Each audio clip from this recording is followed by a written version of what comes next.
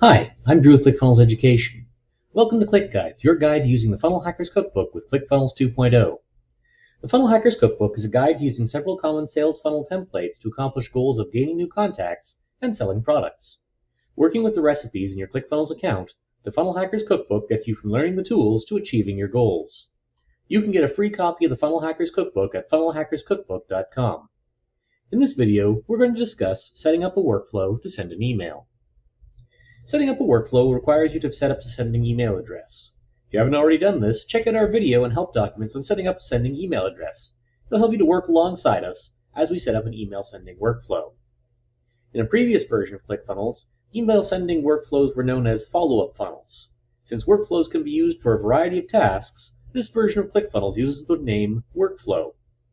As a tool used with a cookbook recipe, using a workflow to send an email can help to deliver something of value, confirm a recent opt-in, or follow up with a new lead.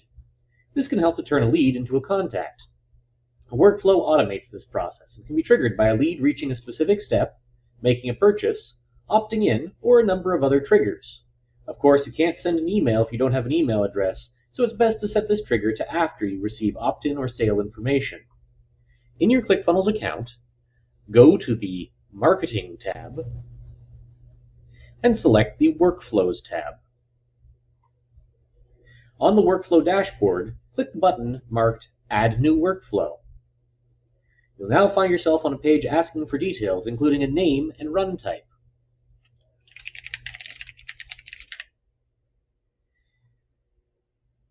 You can choose any name that you'll remember for this workflow, although it helps to choose one that describes what the workflow will do.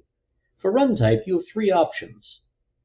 Multiple runs per contact simultaneous will run the workflow every time it is triggered, even if this is happening at the same time as another run for the same contact. So if the trigger for the workflow is opt into my funnel, the workflow will start sending the email or emails every time that email is used for that opt-in, even if it's already in the middle of sending other contacts.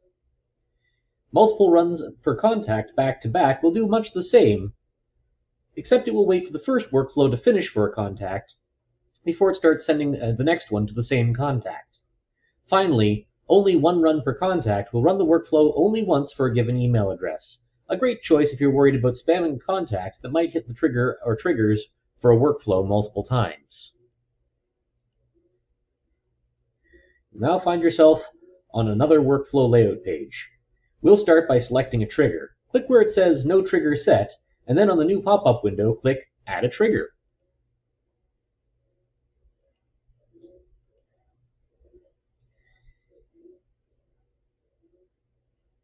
While setting up this workflow, you may wish to leave it inactive until you have it fully set up. That way, you can avoid people accidentally setting off the workflow before you're ready for them to receive it.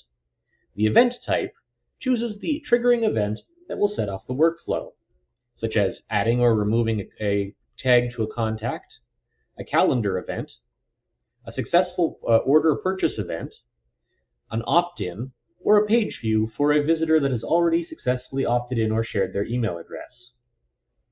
You can also select the funnel that you wish to trigger this workflow, and a page in that funnel that you would like that event to occur on. When you're satisfied with your changes, click Create Trigger to complete this process. If you want the workflow to be triggered by another event as well, you can choose the Add a Trigger button again. You can also edit your existing trigger with the Edit button, or activate the trigger with the toggle to the right of the trigger. When you're satisfied with your triggers, click Close to close the pop-up window.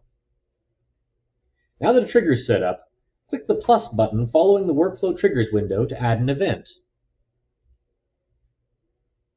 There are a number of different options for what events you can set up, but in this video we'll be discussing sending an email. Click the Send Email event to set up this email event. You'll now be prompted to set up a name, template,